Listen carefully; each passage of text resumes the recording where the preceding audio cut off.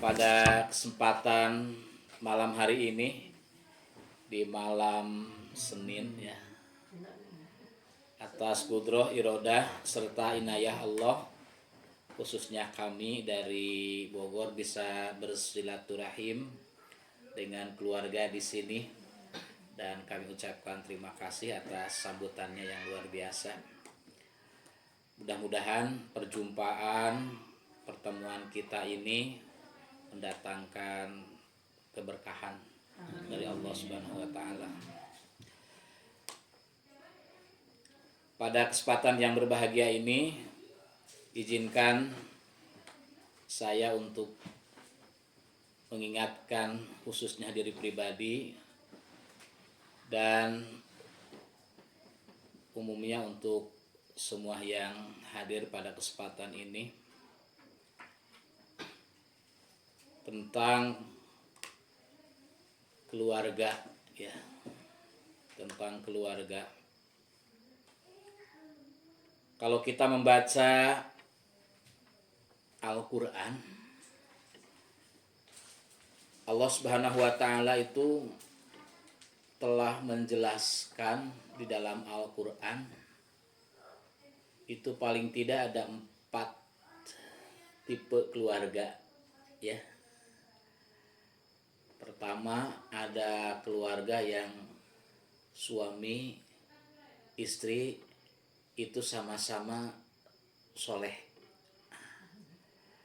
Ini bisa kita ambil contohnya adalah keluarga Nabi Ibrahim alaihi salam. Nabi Ibrahim itu soleh, beliau seorang nabi, tidak ada nabi yang tidak soleh. Semuanya nabi pasti soleh. Punya istri yang pertama itu solehah.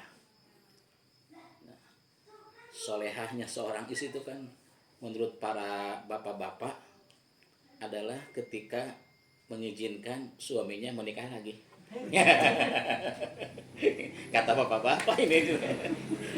Kata bapak-bapak itu pandangannya ketika seorang istri itu mengizinkan suaminya menikah lagi itu adalah solehah gitu.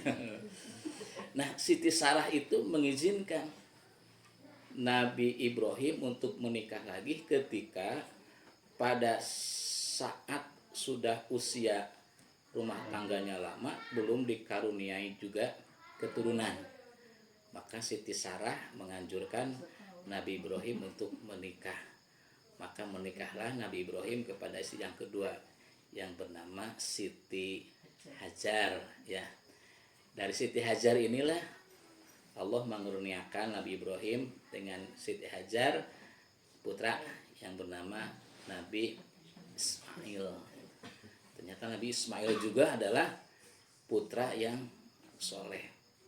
Nah, kesolehan Nabi Ismail ini diabadikan dalam Al-Qur'an ya, ketika Allah Subhanahu wa taala memberikan ujian puncaknya kepada Nabi Ibrahim alaihissalam dalam proses perjalanan hidup. Nabi Ibrahim itu kan selalu mendapatkan ujian yang luar biasa gitu ya. Luar biasa tadi salah satunya adalah tidak diberikan keturunan dalam jangka waktu yang lama gitu. Nah, puncaknya ujian itu adalah ketika putra yang diinginkannya itu ternyata diperintahkan oleh Allah Subhanahu wa taala melalui wahyunya dalam mimpi Nabi Ibrahim supaya menyembelih putranya. Kan itu ada sebuah dialog spiritual itu ya antara Nabi Ibrahim dengan Nabi Ismail itu. Nabi Ibrahim kan bertanya, "Ya bunaya, inni arafil manam anni azbahuk fandur madza taro." Itu dialog pembuka dari Nabiullah Ibrahim. "Wahai anakku, sungguhnya ayahandamu ini bermimpi bahwa aku disuruh oleh Allah untuk menyembelihmu. Fandur madza taro. Bagaimana menurut pandanganmu?" Nah, itu kan dialog spiritual itu ya. Lalu kata Nabi Ismail alaihissalam, Ini sebagai bukti kesolehannya Nabi Ismail. Ya abati if'al ma tu'mar, itu. Ya abati, wahai ayahku, lakukan saja apa yang diperintahkan kepadamu. Nah, itu. Satajiduni insyaallah minas sabirin. Insyaallah kau akan jumpai aku dalam menjadi orang-orang yang soleh, itu ya, minas solihin itu. Jadi sudah jelas kan.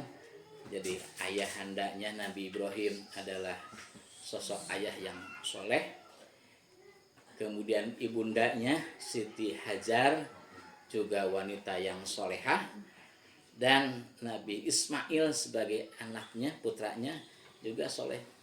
Ya, satajiduni insyaallah minas sabirin. Itu tipe keluarga yang pertama oleh Allah Subhanahu wa taala diabadikan. Kedua, ada tipe keluarga itu yang suaminya soleh, tapi pasangannya, istrinya tidak solehah. Itu adalah tipe keluarga Nabi Nuh alaihi salam.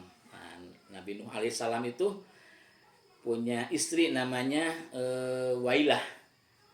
Nah, Wailah ini bukan hanya tidak taat kepada suaminya sebagai seorang nabi juga, tapi juga dia itu adalah perempuan yang menghambat dakwah perjuangan Nabi Nuh alaihi salam. Jadi kalau Nabi Nuh itu mengajarkan tentang akidah, tentang ajaran-ajaran dari Allah Subhanahu wa taala, nah istrinya itu Wailah namanya itu selalu mengajarkan, menganjurkan kepada yang didakwahi oleh suaminya itu kebalikan dari ajaran suaminya, itu berbeda. Nah, dari pasangan Nabi Nuh dan Wailah ini lahirlah anaknya yang bernama Kan'an. Dan kita kenal Kan'an itu tidak mengikuti kepribadian akhlak dari Nabi Nuh, tapi justru lebih dekat kepada Wailahnya, si ibunya. Ya, makanya ketika Nabi Nuh berdoa kepada Allah Subhanahu wa taala untuk menurunkan azab kepada kaumnya, termasuk kepada istrinya gitu ya. Itu kan Kan'an itu termasuk dari bagian orang-orang yang melampaui batas ya. Melampaui batas, jadi tidak mengikuti dakwah ajakan dari Nabi Nuh alaihi salam. Nah, ini tipe yang kedua. Jadi ayahandanya, suaminya soleh, tapi istrinya, anaknya justru tidak solehah dan tidak soleh gitu. Nah, kemudian yang ketiga, ada keluarga itu yang kebalikan dari yang kedua ini. Istrinya solehah, tapi suaminya tidak soleh. Nah, ini mah keluarga Siti Asiyah ya, Siti Asiyah yang diabadikan oleh Allah Subhanahu wa taala pada surat At-Tahrim. At-Tahrim ayat ke 7 ke 8 ya, itu ya. 7 ke 8. Itu Asiyah. Asiyah itu perempuan yang solehah, punya suami tidak soleh, bahkan sangat ingkar suaminya, yaitu Fir'aun ya. Fir'aun itu suaminya. Fir'aun itu raja di Mesir ya, pada masa Mesir kuno itu ya. Saking durhakanya Fir'aun itu, yang disebutkan oleh Allah Subhanahu wa taala togo. Togo itu artinya melampaui batas ya. Itu menyatakan dirinya ana rabbukumul a'la gitu. Bahwa aku ini adalah Tuhanmu yang maha tinggi gitu. Itu ungkapan yang diabadikan oleh Allah Subhanahu wa taala dari ucapan Fir'aun atas sikap melampaui batasnya itu. Sehingga Siti Asiyah itu pernah berdoa kepada Allah itu, Robbibni li indaka baitan fil jannah wa nazzini min fir'auna wa amalihi wa nazzini minal qaumidz zalimin gitu. Ya Tuhanku, bangunkanlah rumah untukku di surga, kata Asiyah. Karena rumahnya di dunia itu sekalipun istana itu ya, kan istri seorang raja, Asiyah itu seorang permaisuri itu, tapi tidak menemukan kenikmatan dalam berkeluarga karena suaminya adalah orang yang membangkang kepada Allah Subhanahu wa taala. Maka doanya itu, Robbibni li indaka baitan fil jannah. Ya Tuhanku, bangunkanlah rumah untukku di surga. Wa nazzini min fir'auna itu. Ya Tuhanku, selamatkanlah diriku dari Fir'aun. Fir'aun itu suaminya. Wa amalihi, dan amalnya. Wa nazzini minal qaumidz zalimin, dan selamatkanlah aku dari orang-orang yang zalim. Diabadikan ini doa Siti Asiyah itu dalam Al-Qur'an oleh Allah Subhanahu wa taala, ingin diselamatkan oleh Allah dari suaminya yang melampaui batas, dari amalnya, dari kezolimannya, dan ingin dibangunkan oleh Allah surga, rumah di surga.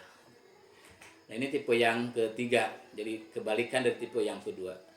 Istrinya soleha, tapi suaminya ingkarnya minta ampun Firaun. Dan yang keempat, nah ini mah kalau kebalikan dari yang pertama. Kalau pertama itu suaminya soleh, istrinya soleha, punya anak soleh. Nah, yang keempat itu kebalikannya. Suaminya ingkar, istrinya juga ingkar, dan anaknya juga ingkar. Jadi komplit gitulah, pas dengan yang pertama itu. Ini adalah tipe keluarga Abu Lahab, ya. Abu Lahab kan diabadikan dalam Al-Quran juga. Allah Subhanahu wa taala berfirman, tabbat yada abi lahabim wa tab, ma aghna anhu maluhu wa ma kasab, sayasla narong dzata lahab wa mraatuh tuh, dan istrinya hammalatal hatab, yang membawa kayu bakar. Karena membawa kayu bakar itu diibaratkan kalau hari ini seperti tukang ngomporan suami gitu ya, ngomporan suami untuk selalu menentang dakwah Nabi Muhammad Shallallahu Alaihi Wasallam itu. Jadi Ummu Jamil kan yang kita kenal hari ini, istrinya Abu Lahab. Abu Lahab itu sebuah lakob, namanya bukan Abu Lahab karena dia itu seorang pria yang tampan, bersinar, sehingga mendapatkan Abu Lahab. Lahab itu yang kemilau, ganteng gitu ya. Glowing ya, glowing. Nah, istrinya Ummu Jamil. Jamil itu cantik juga ya, cantik, glowing juga ya Pak Haji. Ya, jadi dari sisi penampilan mah sangat menarik, tapi dari karakter perilakunya justru dia itu adalah penentang pertama dakwah Islam yang diajarkan oleh Rasulullah Shallallahu Alaihi Wasallam. Jadi Bapak Ibu sekalian, ada 4 tuh ya digambarkan oleh Allah Subhanahu wa taala tipe-tipe keluarga dalam Al-Qur'an. Tipe Nabi Ibrahim alaihissalam, tipe Siti Asiyah dengan suaminya, kemudian tipe Nabi Nuh dengan istrinya, dan tipe Abu Lahab dengan istrinya. Nah, kan kira-kira kita akan mengambil tipe keluarga yang mana gitu untuk kita jadikan sebuah teladan, contoh dalam kehidupan kita. Ya, tidak mungkinlah kita akan mengambil tipe yang keempat ya, Abu Lahab. Ya. Kan tidak ada sampai saat ini ada orang tua yang ngasih anaknya namanya Abu Lahab gitu, nggak ada ya. Itu menunjukkan bahwa tidak menjadi pilihan gitu. Abu Lahab, demikian juga Ummu Jamil, siapa lagi ada. Terus berikutnya siapa? Keluarga yang suaminya kufur, misalnya istrinya beriman, Fir'aun, sama kan ya. Tidak ada orang yang punya anak laki-laki pengen punya jabatan tinggi, punya kekuasaan luas, kemudian kasih namanya anaknya itu Fir'aun gitu. Nggak ada itu ya. Nggak ada juga itu. Itu menunjukkan kita sepakat tidak akan mengambil itu sebagai teladan kan itu. Demikian juga keluarga yang berikutnya adalah keluarga Nabi Nuh alaihissalam. Nabi Nuh itu sebetulnya suaminya soleh, tapi istrinya tidak solehah itu. Jadi tipe yang tidak ideal sebetulnya kalau dalam kehidupan keluarga ya. Kita kalau di Jogja namanya apa ya? Kalau di Sunda itu biasanya disebutnya kalau tidak sejalan seiring antara suami istri sebetulnya teh awet, rajet gitu. Apa tuh awet rajet? Kekal gitu keluarganya, tapi selalu ada dalam keadaan konflik rumah tangga gitu ya, konflik KDRT dan lain sebagainya. Itu biasanya karena tidak sejalannya, tidak sinkronnya pemahaman antara suami dan istri itu. Nah tentu yang paling ideal itu kita ambil adalah contoh keluarga Nabi Ibrahim alaihissalam ya. Ibrahim Nabi seorang yang soleh, kemudian punya istri pertama Siti Sarah soleha. Nah salah satu tadi cirinya solehnya itu ya mengizinkan Nabi Ibrahim untuk menikah lagi gitu. Kemudian istrinya yang kedua Siti Hajar juga soleha. Putranya yang pertama Ismail dari Siti Hajar soleh. Putranya yang kedua dari Siti Sarah Ishak ya, Nabi Ishak itu soleh juga. Bahkan Nabi Ishak itu punya keturunan Nabi Yakub alaihissalam. Dari Yakub juga banyak keturunannya yang jadi nabi juga ya. Salah satunya kan Nabi Yusuf ya. Nabi Yusuf alaihissalam itu keturunan dari Nabi Yakub. Yakub dari Ishak, Ishak dari Nabi Ibrahim alaihissalam. Nah, itu. Jadi dari nenek moyangnya Nabi Ibrahim ke bawah itu menurunkan generasi-generasi yang soleh. Kemudian dari jalur Nabi Ismail itu nanti melahirkan generasi bangsa Arab yang lahirlah Nabi Muhammad Shallallahu Alaihi Wasallam sebagai makhluk yang paling mulia kan itu ya. Itu keturunan dari Nabi Ibrahim alaihi salam. Nah Bapak Ibu sekalian, kalau kita menyepakati itu, udah sepakat ini mah ya, bahwa contoh yang paling ideal itu adalah contoh keluarga Nabi Ibrahim yang diabadikan oleh Allah Subhanahu wa taala. Ya, pertanyaannya kita selanjutnya adalah bagaimana kita mengupayakan untuk bisa melahirkan generasi minimal gitu, kalau tidak sama gitu ya 10% lah gitu ya dari keluarga Nabi Ibrahim. Karena kalau kita ngambil porsi terlalu gede dengan Nabi Ibrahim tuh kita jauh gitu sebetulnya. Ujiannya juga sangat jauh dengan Nabi Ibrahim itu. Kita ngambil porsi yang sederhana aja yang 10% yang paling tidak gitu. Paling itu 10% dari keluarga Nabi Ibrahim, apa yang bisa kita upayakan supaya kita bisa meneladani keluarga Nabi Ibrahim alaihissalam. Nah, dalam hal ini Bapak Ibu sekalian, kita mesti ingat sebuah nasihat juga diabadikan oleh Al-Quran, oleh Allah Subhanahu wa Ta'ala dalam Al-Quran. Ini bukan seorang nabi, dia itu bukan seorang rasul, tapi nasihatnya diabadikan dalam Al-Quran ya. Itu adalah Luqmanul Hakim ya. Luqmanul Hakim itu kan bukan nabi, bukan rasul, tapi namanya diabadikan, kemudian nasihatnya juga diabadikan oleh Allah Subhanahu wa taala.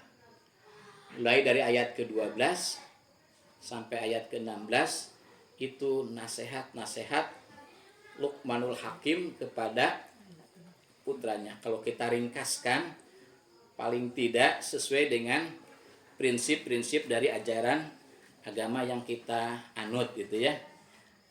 Kandungannya pertama, kandungannya adalah berkaitan dengan masalah akidah gitu ya, keyakinan.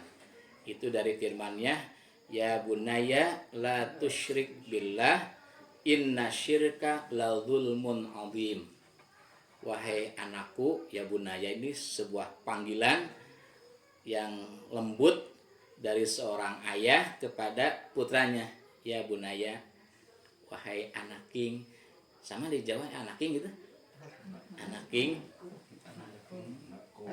Anakku ya. Hah? Anakku juga. Ya, pasti nggak pakai king. Nggak pakai king.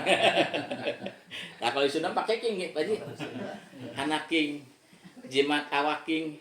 Nah gitu ya. Ya bunaya, wahai anakku, itu la tusyrik billah, janganlah kau mempersekutukan Allah. Inna syirka la dzulmun adzim, sungguhnya mempersekutukan Allah itu adalah kezaliman yang sangat besar gitu.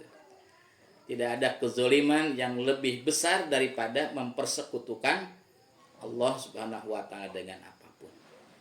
Dengan kata lain bahwa Luqmanul Hakim itu menekankan kepada anaknya untuk senantiasa memiliki tauhid yang baik, yang benar kepada Allah Subhanahu wa taala, akidah yang kuat gitu. Jadi akidah yang paling utama. Ya. Kepercayaan kepada Allah yang ditekankan. Allahu ahad, Allahu somad, lam yalid walam yulad walam yakul lahu kufuwan ahad. Terus tekankan. Allah itu Maha Esa, Allah tempat meminta, tidak beranak dan tidak diperanakan, tidak ada sekutu ya, yang menyerupainya sesuatu apapun. Ditekankan oleh Luqmanul Hakim kepada anaknya. Jadi kalau meminta, mintalah kepada Allah. Idasta'anta fasta'in billah. Bila kamu meminta, mintalah kepada Allah. Itu ajaran ahli hikmah itu. Jangan meminta kepada selain Allah itu ya. Nah, banyak di antara keluarga muslim memperkenalkan meminta itu bukan kepada Allah, tapi meminta kepada selain Allah. Itu yang tidak boleh dalam Islam itu. Allah itu as-samad. Allah itu tempat bergantungkan harapan kita. Allah itu tempat meminta. Idasta'anta fasta'in billah. Bila kamu minta tolong, minta tolonglah kepada Allah. Nasihat Luqman Hakim. Ya bunaya la tusyrik billah inna syirka la dzulmun adzim. Yang pertama, jadi perkuat kehidupan keluarga kita, terutama kepala keluarganya, kemudian pasangannya, baru keturunannya, dengan memperkuat keyakinan akidah yang benar kepada Allah Subhanahu wa taala. Karena keyakinan inilah sebagai modal landasan dalam Islam itu kan ada yang disebut dengan bunyal Islam ala khomsin. Digambarkan Islam itu sebagai sebuah bangunan. Nah, di mana bangunan itu kan ada pondasinya, kemudian ada tiang dan bangunannya, kemudian nanti ada pelengkapnya, atap dan lain sebagainya. Nah, yang disebut dengan bunyal Islam sebagai asasnya itu syahadatu alla ilaha illallah. Syahadat tidak ada ilah kecuali Allah dan Nabi Muhammad adalah utusan Allah. Itu sebagai landasannya, sebagai akidahnya. Nah, kemudian berikutnya Luqmanul Hakim itu menasehatkan kepada putranya, ya bunaya aqimis sholah wa'mur bil ma'ruf wanha 'anil munkar gitu. Yang kedua itu ya bunaya aqimis sholah, wahai anakku, tegakkanlah, dirikanlah sholat. Ini kalau tadi yang pertama la tusyrik billah menyangkut urusan akidah, maka aqimis shalah itu menyangkut urusan syariah. Syariah bahwa kepada anak itu harus diperkenalkan tentang syariat ajaran Islam. Salah satunya adalah ibadah sholat. Yang paling utama itu ibadah sholat pada anak-anak itu harus ditekankan. Sehingga dalam hal ini Nabi Shallallahu Alaihi Wasallam itu menganjurkan kepada kita agar melatih putra-putri kita itu untuk belajar sholat sejak usia 7 tahun. Ya. Adibu auladakum bis sholat wahum abna'u sab'is sinin, kata Rasulullah itu. Ajarkanlah oleh Anda, oleh kalian, anak-anak kalian untuk benar melaksanakan sholat pada usia 7 tahun. Usia 7 tahun itu sudah diperkenalkan bagaimana cara melaksanakan sholat dengan benar. Bacaannya sudah benar, kaifiah gerakannya sudah benar. Coba bayangkan itu Rasulullah itu 7 tahun itu. 7 tahun. Jadi anak-anak itu 7 tahun itu sudah benar sholatnya itu. Tidak bercanda seling toel, sentuh dengan kawan-kawannya, tidak itu. Bacanya sudah benar, gerakannya sudah benar gitu. Adibu auladakum bis sholat dengan benar. Wahum abna'u sab'is sinin. Wadribuhum 'alaiha wahum asrus sinin. Dan cambuklah, pukullah mereka bila pada usia 10 tahun itu tidak bisa melaksanakan sholat dengan benar gitu. Ingatkan. Luar biasa Rasulullah itu. Sejalan dengan apa yang difirmankan Allah dalam nasihat Luqmanul Hakim tadi. Ya bunaya aqimus shalah. Wahai anakku, dirikanlah sholat. Nah, keluarga muslim hari ini Bapak Ibu sekalian, ya di samping tidak ada semangat untuk mengajarkan, memang tantangan juga hari ini luar biasa Bapak Ibu sekalian ya. Anak-anak itu belajar agamanya, jangankan terhadap syariatnya, bahkan untuk sekedar mengenal bacaan Al-Quran itu luar biasa tantangannya berat hari ini itu. Makanya kita agak sulit juga gitu ya kalau ingin meneladani seluruh proses yang dilakukan oleh Nabi Ibrahim alaihissalam tadi. Tapi bukan berarti itu tidak mungkin. Insyaallah apabila ada kesungguhan, ada ketetapan, keistiqomahan, itu bisa dilakukan. Ikuti langkah-langkah itu. Yang kedua, ya bunaya aqimus shalah wa'mur bil ma'ruf wanha 'anil munkar wasbir 'ala ma asabak inna dzalika min azmil umur.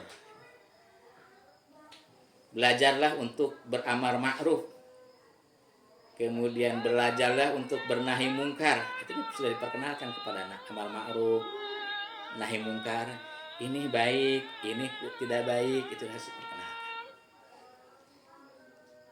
Wasbir ala ma'asobak, kemudian dididik untuk selalu sabar ala ma'asobak terhadap apa yang menimpa dalam hidupnya.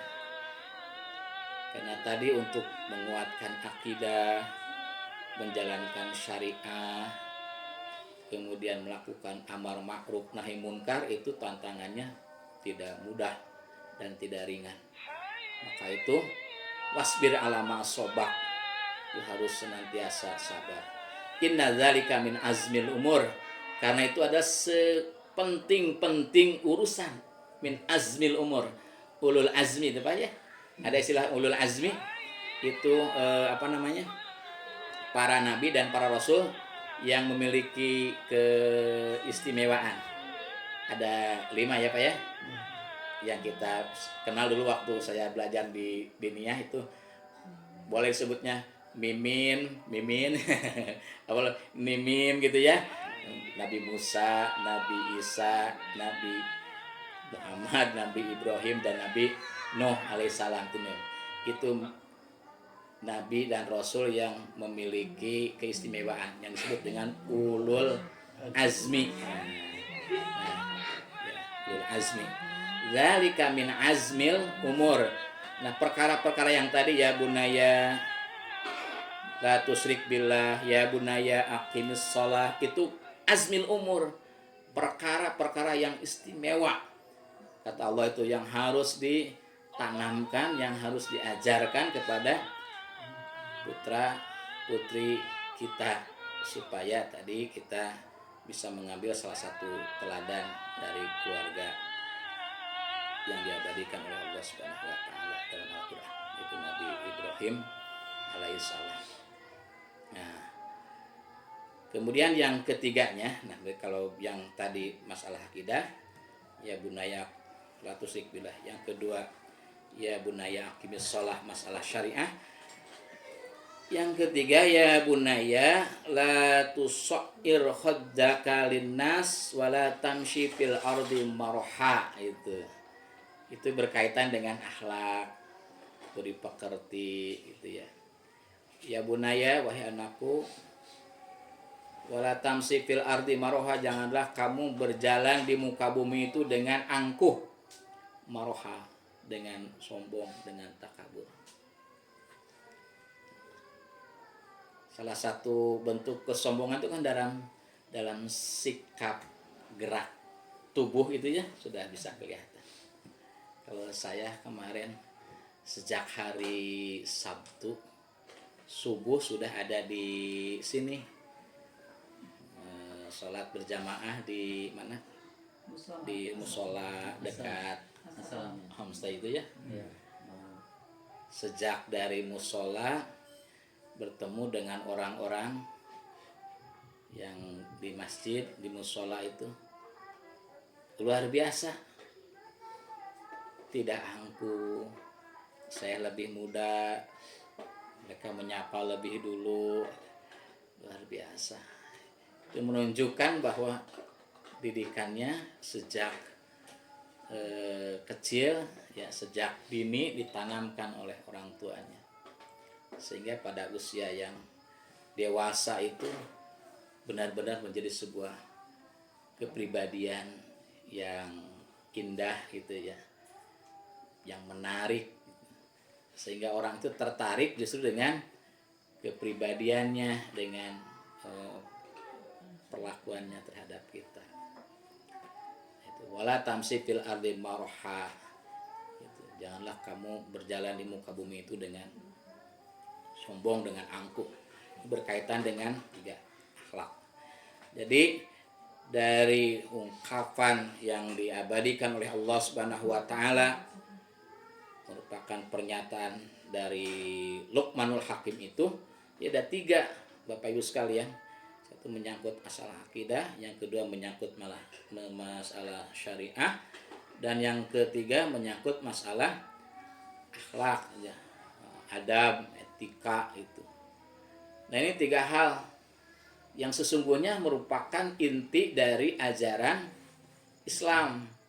Ya, ketika Nabi Muhammad didatangi oleh malaikat Jibril, ditanya oleh malaikat Jibril, mal iman. Kemudian Nabi Muhammad menjawab tentang iman dengan menyebutkan rukun iman yang 6. Mal ihsan, mal Islam. Nabi Muhammad menjawab dengan menyebutkan rukun Islam yang 5. Kemudian malaikat bertanya lagi, mal ihsan, apa yang disebut dengan ihsan?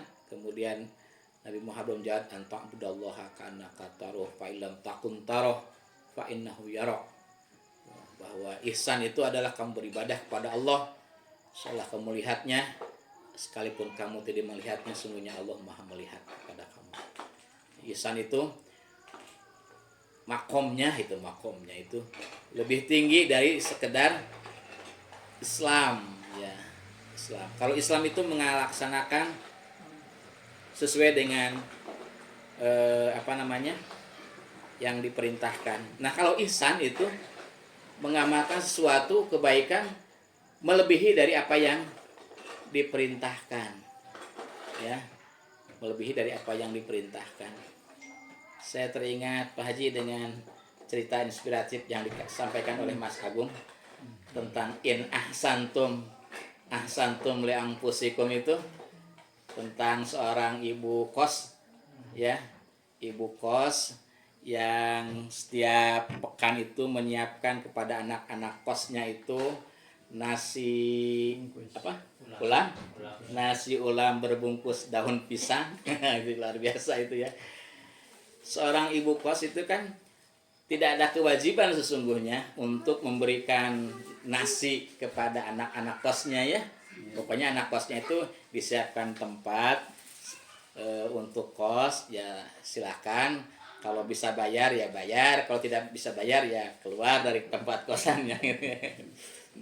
Tapi sosok ibu ini di samping punya rasa toleransi yang tinggi terhadap anak kosnya yang tidak bisa bayar dengan tepat, tapi juga dia punya jiwa sosial yang tinggi, yang bukan kewajibannya itu dia memberikan sajian makan gratis untuk anak-anak kosnya itu berupa nasi ulam yang dibungkus daun pisang itu. Nah itu nantilah dilengkapi oleh Pak Haji tentang kisahnya ini yang luar biasa. Saya terharu mendengarnya itu kisah ini.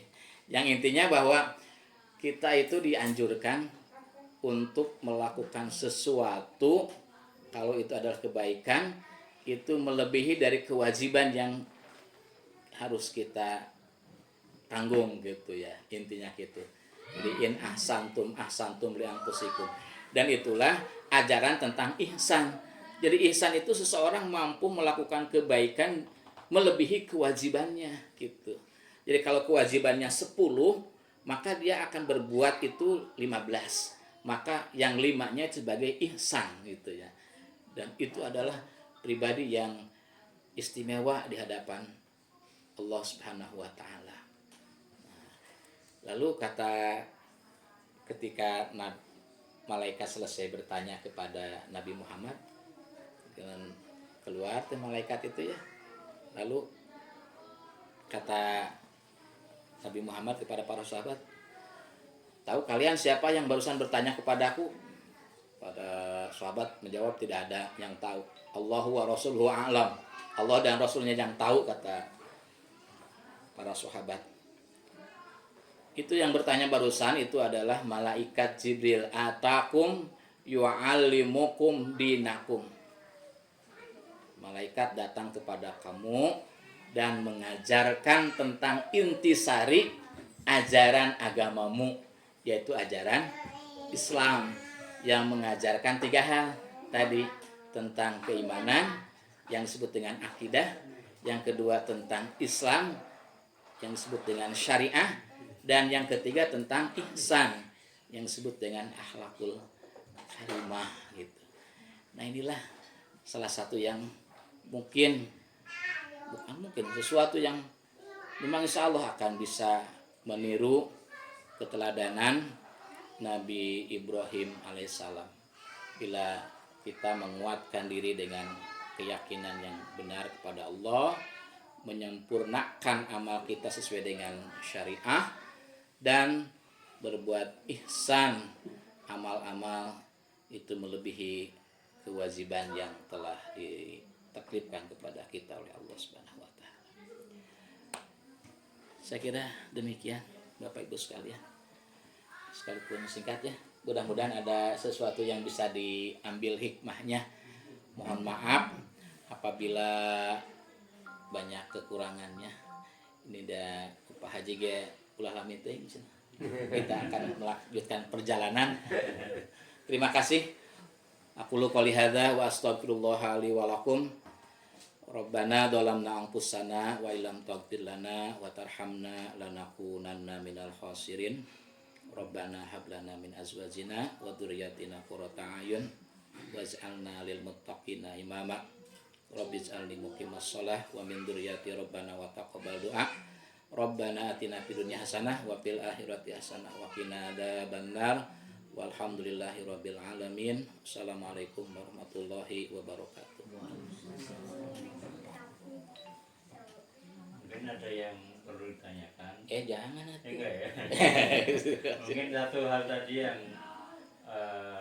masalah Nabi Ibrahim. Jadi Ya. bukan penekanannya bukan masalah istri mengizinkan. Diralat dikoreksi. Takutnya itu yang jadi penekanan. Ya, lebih ke masalah akhlak, ke masalah apa namanya, memang kalau kita baca dari Al-Quran atau mungkin hadis itu betapa beratnya ujian Nabi Ibrahim, termasuk filosofi yang kita bisa pelajari bagaimana Nabi Ibrahim itu mencari Tuhan. Jadi dari awal gitu kan, memang digembleng dari mungkin gejolak hati dari dalam gitu ya. Itu kalau kita baca di Al-Quran sempat melihat bulan, oh ini Tuhanku, karena dia bisa menerangi. Ternyata bukan, ada yang lebih terang lagi, matahari. Dari filosofi seperti itu hanya masalah mencari Tuhan. Kemudian tadi itu masalah tantangan dia berhadapan dengan raja yang sangat kejam sampai Nabi Ibrahim dibakar. Jadi artinya cerita-cerita seperti itu ya mari kita coba pelajari gitu ya. Artinya kalau momen-momen seperti ini kan satu, waktunya singkat, terus tidak bisa rutin gitu ya. Yang paling penting adalah nilai-nilai, contoh-contoh dari keluarga tadi kita coba pelajari sendiri. Baik itu baca buku atau datang ke majelis taklim gitu ya. Kalau majelis taklim keluarga ini kan belum tentu bisa 3 bulan sekali gitu ya. Tapi cobalah kita dirutinkan, dibiasakan gitu ya, masing-masing di keluarga sendiri. Nah ini kan memang menyebar gitu ya. Jadi kalau sehari-hari ini kan mama ada di sini, yang paling dekat Mbak Al di Terong, kemudian ada Wawan yang di Sleman gitu kan. Maksud saya ya mari kita di masing-masing tempat kita dari bekal yang ada, yang mungkin coba kita kumpulkan, kita cari, berusaha sendiri di lingkungan kita untuk belajar tentang agama, tentang kebaikan, tentang akhlak. Yang tadi penekanannya adalah 1 tentang akidah, 2 tentang syariah, 3 tentang akhlak. Itu menurut saya kira-kira gitu ya. Enggak salah. Cekap.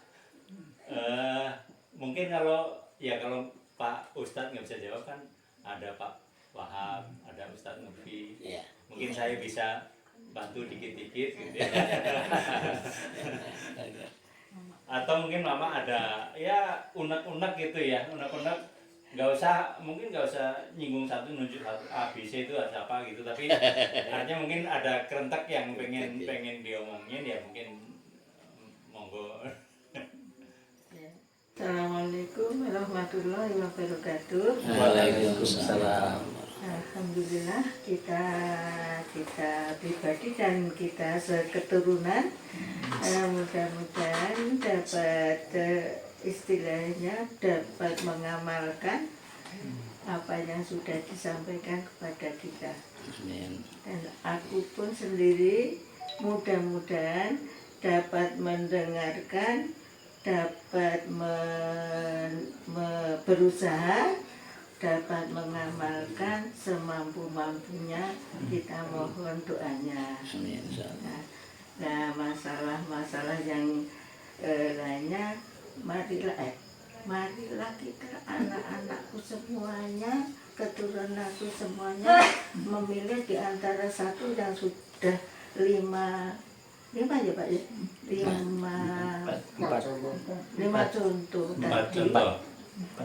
Empat contoh. Ya, aku serahkan pada anak turunku, ayolah Harus marilah ngikutin yang contoh pertama. Ya, yang akan kami minta didoakan pada anak turunku. Milahlah yang pertama yang sudah dicontohkan tadi. Jangan milih-milih yang lain, begitulah. Dan semoga aku dapat mengingat-ingat apa yang sudah pada kita semua dan dapat mengamalkan karena sangat-sangat berharga pada aku sendiri, dikarenakan sudah aku culik saat serasian tadi. Memang aku bukan anak pondokan, bukan orang pondokan, mana hanya seadanya menuntut ilmu pengetahuan agama hanya seadanya, dikarenakan istilahnya sejak masih kecil sampai berumah tangga sampai sekarang suasana aku itu kadang-kadang tidak mengizinkan dikarenakan keadaanku. Dulu alhamdulillah aku diberi kepercayaan dari Allah, anak yang sebegitu jumlahnya. Nah, aku didik hanya semampu aku untuk mencari tambahan agama-agama, dikarenakan suasana dan keadaan dan daerahnya dan selainnya kemampuanku tidak begitu ada kesemangatan atau belum ada dorongan. Nah, setelah diberi umur panjang dan alhamdulillah juga diberi kesehatan, beginilah tempatnya kayak begini, terus suasananya ya juga hanya begini. Jadi untuk rajin kesana kemari untuk mengikuti mencari ilmu itu sekarang sudah bukannya terlambat, tapi ya keadaan itu tadi. Aku tadi sudah matur sama Ustaz, sama bapak-bapak 10 tahun kurang lebih ya Nur. Aku diberi kenikmatan yang sudah aku terima, dan mudah-mudahan Allah memberi kekuatan supaya aku bisa menerima, sabar dan ikhlas masalah keadaanku yang sekarang ini. Keadaan yang sangat-sangat diperhatikan oleh anak-anakku yang soleh dan solihah, karena Allah lah yang mendidik, kita serahkan pada Allah. Karena aku sendiri ya istilahnya sudah matur pada Allah tidak mampu. Jadi kesemuanya anak-anakku aku serahkan pada Allah. Ya Allah, aku mohon ya Allah, solehkanlah dan solehlah anak-anakku semuanya ya Allah. Karena Allah Maha mengetahui aku tidak mampu, maksudnya tidak mampu. Jadi alhamdulillah yang aku rasakan alhamdulillah anakku bagi aku memang soleh dan solihah. Begitulah, maka aku sangat bersyukur dan terima kasih kepada Allah. Dan sekarang ada tambahan dari Ustaz, dari bapaknya, dari itu sedikit ya aku berusaha mengingat-ingat dan berusaha mengamalkan semampu aku. Begitulah, aku minta doanya pada Ustaz dan bapak-bapak semua. Mudah-mudahan anak-anak turunku itu bisa mengingat-ingat juga apa yang sudah Ustaz atau Kiai atau Bapak itu memberi contoh. Semoga anak-anakku bisa mengamalkan. Begitu yang aku tanyakan. Assalamualaikum warahmatullahi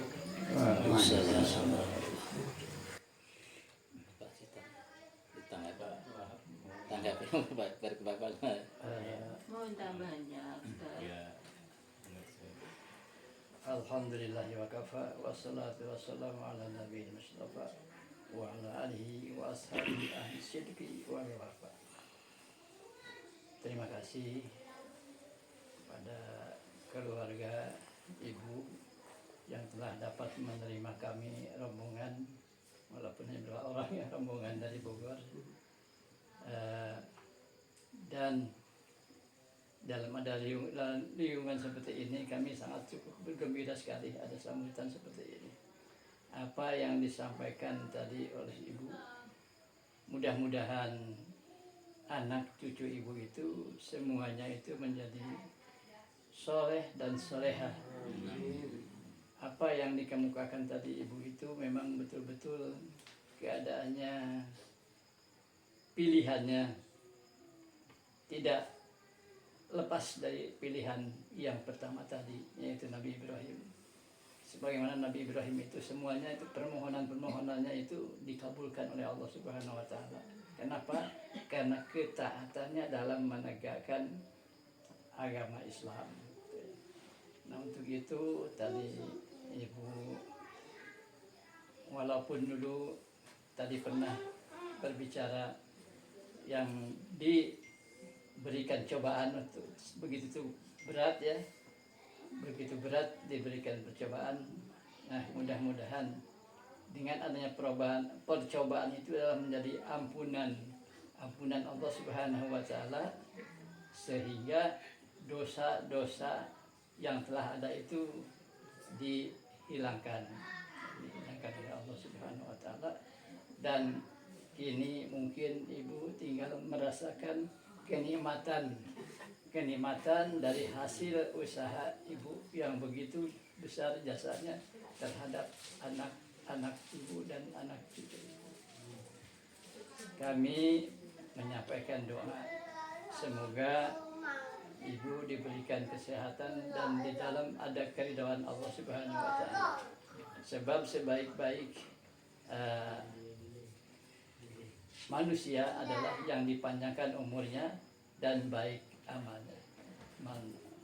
Itu sudah dijelaskan oleh Allah Subhanahu wa taala. Saya tidak panjang lebar, hanya sekedar menyambut aja atas ketulusan hati ibu.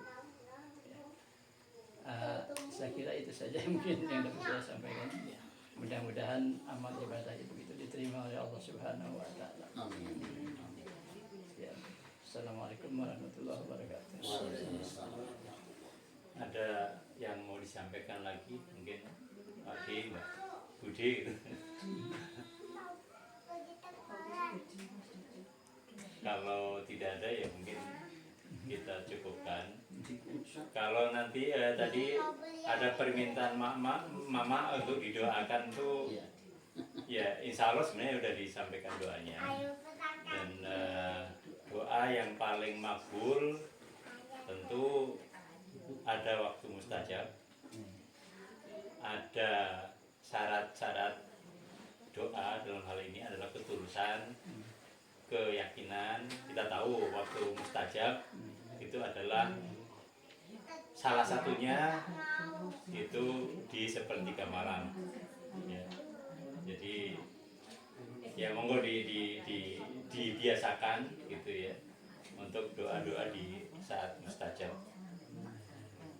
Mungkin sekali lagi situasi seperti ini memang kita tidak bisa langsung bisa mendapatkan hal yang langsung menyentuh atau merubah kita, tapi insya Allah mudah-mudahan jadi trigger gitu ya untuk memperbaiki. Sekali lagi mengingat waktu gitu ya, jadi nanti insya Allah dari rombongan Bogor juga akan langsung balik gitu ya. Jadi mohon didoakan juga ya. dalam perjalanan. Jadi mari kita tutup majelis ini dengan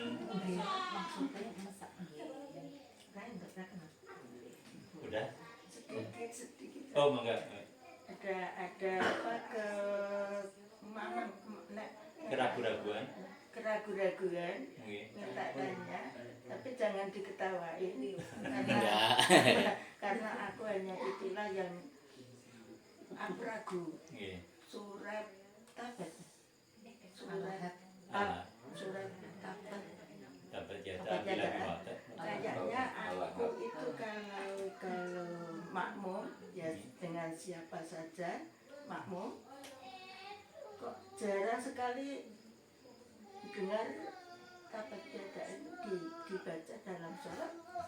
Untuk sholat apa ada larangan atau Oh enggak. Baca Jadi jatah. kalau ikut sholat berjamaah Jarang dibaca. itu jarang Baca basmalah. imam membacakan Baca surat Al-Ahab. Jarang dibaca. Kalau dalam itu dibaca itu apa itu ada larangan. dikarenakan aku nggak tahu apa ini dilarang, apa ini tidak boleh, Jarang dengarnya gitu. dikarenakan Jarang dengarnya gitu. Iya, Jarang dengar. jarang dengar. dikarenakan ada Abu Lahabnya itu. Gitu ya. Iya. Iya. Jadi kaitan dengan membaca surat Al-Ahab ya. Tabat jatah. Ya. Tabat yada bila. Tabat yada bil itu namanya surat Al-Ahab. Oh iya. Kemudian ada juga menyebutkan surat Al-Masad itu teh ya. Jadi Al-Ahab karena di situ ada tabat yada abi lahabi wa tab, ada lahabnya. Kemudian ketika disebut masad itu piji diha hablum mim masad, karena ada kata masad itu. Dia ada dua nama, itu ada Al-Ahab, kemudian ada Al-Masad. Kalau kita seringnya menyebutnya surat Tabat karena memang diawali dengan 8 tabat ya, tabat ya Bang. Kaitan dengan mungkin sebetulnya tidak ada larangan Bu ya. Tidak ada larangan membaca surat tersebut di dalam sholat. Hanya kalau berkaitan dengan masalah isi kandungan misalnya, di situ ada seolah-olah mengejek, merendahkan Abu Lahab. Memang semestinya begitu, Abu Lahab itu direndahkan, dihinakan, karena dulu semasa hidupnya Abu Lahab itu adalah orang yang paling merendahkan dan paling menghinakan kepada Islam dan Rasulullah itu ya. Jadi ini sebagai balasan dari Allah Subhanahu wa taala, jawaban dari Allah Subhanahu wa taala dari usaha-usaha yang telah dilakukan oleh Abu Lahab semasa hidupnya. Di semasa hidupnya Abu Lahab itu seolah-olah ingin membinasakan Rasulullah dan memadamkan cahaya Allah, tapi atas kehendak dan kuasa Allah justru malah sebaliknya, Abu Lahab itu dibinasakan dan diabadikan keburukannya oleh Allah. Sehingga kalau kita membaca surat tadi Al-Ahab, baca surat Tabat, baca surat Al-Masad, itu adalah surat yang memang diturunkan oleh Allah Subhanahu wa taala untuk membalas keburukan dari Abu Lahab. Jadi tidak ada larangan Bu ya. Tidak ada larangan. Ya. Nggak pernah, ya itu pernah, tapi bagi aku tuh kayaknya nggak pernah ada Yang membaca itu. Ya. apa itu ada larangannya atau Enggak ada. Ya, enggak ada. Nah kalau Lukman ya, Ya, Luqman ya. itu yang diabadikan di Al-Quran itu keistimewaannya karena mendidik anaknya. Ya, betul. Alhamdulillah aku raisa mendidik anak. Ya. Bukan seorang nabi, bukan seorang rasul, dia disebut seorang ahli hikmah gitu, ahli ilmu, ulama gitu ya. Tetapi dengan tadi perjuangannya dalam mendidik generasinya, sehingga Luqman itu oleh Allah diabadikan. Malah itu menjadi salah satu nama surat dalam Al-Quran, surat Luqman, surat ke-31 itu.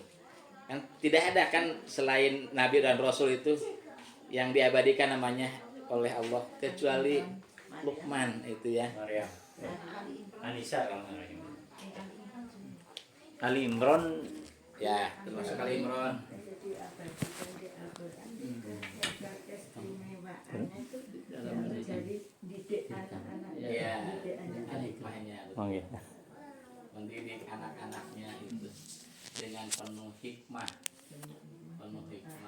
dengan penuh kelembutan. Makanya panggilannya tadi ya bunaya, ya bunaya, ya bunaya, ya. Ya. Bunaya kan coba kalau manggil anak tuh ada macam-macam, oh ya, ada ya walad, ya ibnun gitu. Tapi di sini mas dalam Al-Quran seruan Nabi Luqman itu ya bunaya, ya bunaya, kelembutan. Jadi ahli pendidikan. Kalau Maryam keistimewaan Nah, Siti Maryam, Siti Maryam ya. Kenapa? kan juga diabadikan di Ya, diabadikan dalam Al-Quran juga itu ya. Siti Maryam itu sebagai seorang perempuan yang disebutnya itu muharrar. Siti Maryam itu muharraron. Muharrar itu memang perempuan, siapa saja sebetulnya bukan hanya perempuan yang memang disiapkan oleh pengasuh dari Siti Maryam itu. Nah, Siti Maryam itu akan dijadikan sebagai muharrar, orang yang benar-benar merdeka dalam artian tidak terlibat dengan kehidupan yang seperti umumnya ya, tapi diorientasikan dia itu sebagai pengabdi kepada Allah Subhanahu wa taala. Itu muharrar namanya, orang yang benar-benar merdeka hanya beribadah kepada Allah Subhanahu wa taala. Makanya selama masa gadisnya itu Siti Maryam itu jarang keluar dari mihrab. Ya mihrab. Hatta untuk sekedar mencari makan itu ya, makan itu ternyata itu luar biasa, mukjizat oleh Allah turunkan. Di Maryam itu di mihrab itu disajikan makanan, buah-buahan, sampai Nabi Zakaria itu ketika menemukan makanan tersaji di mihrab itu sampai bertanya, kaget, siapa katanya yang menyajikan ini gitu ya, ke Siti Maryam itu. Kata Siti Maryam, ini adalah karunia dari Allah Subhanahu wa taala. Dan termasuk nanti Siti Maryam juga adalah seorang perempuan yang diberikan mukjizat melahirkan putra tanpa proses pernikahan gitu ya. Itu sebagai mukjizat dari Allah Subhanahu wa taala. Kan Siti Maryam pernah bertanya kepada malaikat itu, bagaimana saya bisa punya anak tanpa ada seorang laki-laki pun yang menyentuh aku, kata Siti Maryam. Jangankan menyentuh, berjumpa saja tidak pernah dengan laki-laki itu, karena selalu ada di mihrab gitu ya. Itu Siti Maryam, karena muharrarnya itu dia diabadikan oleh Allah dalam Al-Quran surat ke-19 ya, surat Maryam. Sampun. keburu waktu. Iya. Kalau sudah bal itu. Ya. Kalau cukup kita tutup pertemuan malam ini. Mari kita tutup dengan doa kafaratul majlis. Subhanakallahumma wa bihamdika asyhadu an la ilaha illa anta astaghfiruka wa atubu ilaik. Wassalamualaikum warahmatullahi wabarakatuh.